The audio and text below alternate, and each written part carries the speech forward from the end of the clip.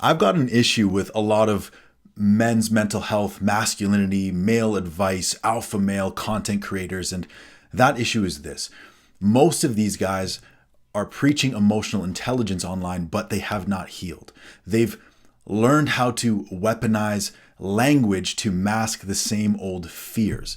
They talk about vulnerability, but only as a strategy. They speak of female nature, like they're warning you to not feed the wild animals, like trust is naive, like love is dangerous, like women are some unknowable force meant to be studied, not understood. They've replaced rage with reason, but the bitterness still bleeds through. It's in the way that they talk about heartbreak, about hypergamy, about loyalty. There's always this edge, this quiet suspicion that no woman will ever truly stay. And I get it. Some of these men were broken by love, used, betrayed, left behind. And I relate to that myself, and I lived out of those wounds for a very long time. But instead of healing, a lot of these guys built platforms. Instead of growing, they built walls. Instead of digging deeper values, they thirst for greater validation and status. But here's the truth.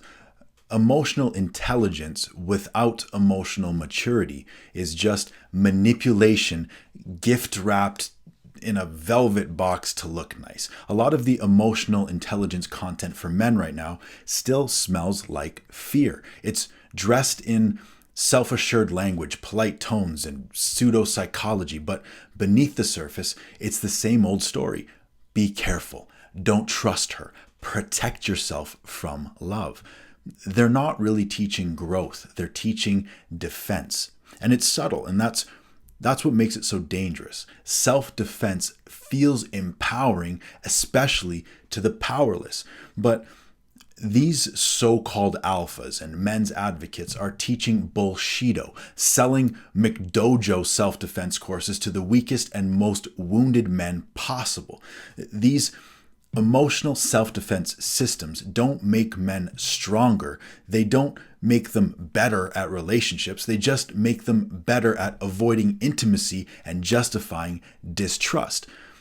Most of these guys are not truly emotionally intelligent or mature. They're emotionally strategic. They've learned to speak about vulnerability as if it's a dating tactic, as if opening up is a calculated move instead of an act of strength and surrender. And that's the problem. They use the language of healing without doing the work of healing. So what you get is a man who sounds wise, but still lives in fear. A man who says, I understand women, but really means I've studied how to protect myself from them. It's not emotional maturity. It's just emotional camouflage. It's defense mechanisms. What's worse is that a lot of these creators seem calm, even poetic. They speak with authority and self-assurance. They flash material success. They quote psychology, but it's not rooted in peace. It's rooted in bitterness. They'll tell you that women are incapable of logic and loyalty, that they're ruled by emotion, that they only love opportunistically. And maybe that was their experience. But when you teach your wound as if it's some universal truth, you're not helping men heal. You're giving them permission to slip into distrust and take off accountability. You're not building men, you're building walls. Let's call out some of the biggest lies. For example, women don't love men the way that men love women. In my opinion, that's fear masquerading as insight. Women love deeply, not always predictably, not quite the same, and not always in the ways that men want to be loved, but that doesn't make their love less valid. It means we need to grow in understanding, not build narratives of betrayal. Or how about vulnerability is dangerous?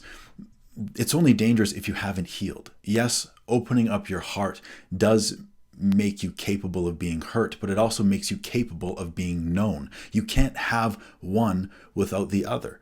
Or what about modern dating is a war zone? No, You might still be at war with your own story, with your own wounds, but healthy people don't live in war zones. They live in homes that they have built with honesty and patience and wisdom. The real work isn't figuring out how to avoid heartbreak. It's learning how to love better, how to take rejection without losing your worth, how to stay open after betrayal, how to discern, not fear. Men fall into traps every day. The trap of cynicism disguised as insight, the trap of treating love like a chess match, the trap of projecting old pain onto new people, the trap of trying to control what they were meant to hold gently and support. We all just want to feel safe, physically, mentally, emotionally, financially. And I get it. A lot of men are hurting. A lot of us weren't taught how to process pain, only how to suppress it or explain it away. So we go looking for logic in a wound that was never meant to be solved, only surrendered. True emotional maturity doesn't sound like protect yourself from women. It sounds like take responsibility for who you become in the face of disappointment. It sounds like grieve what you've lost, but don't let it turn your heart into stone. It sounds like learn to love without needing to be right about how love works. So if you're a man trying to grow, listen carefully.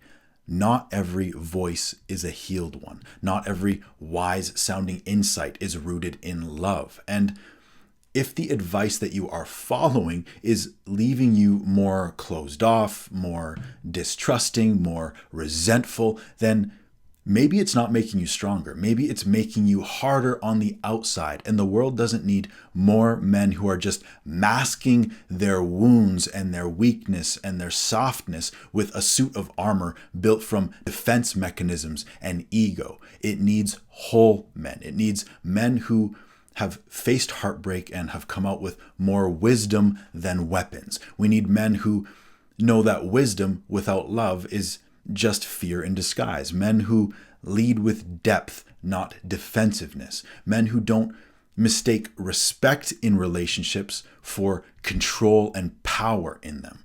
Men who don't just demand relationships, but build them brick by brick, in truth, in trust, and in grace. Because the mindsets being sold to you right now are not making you stronger. They're making you incapable of real connection. Even if the right woman showed up, you would sabotage it with your bullshito. Rising up.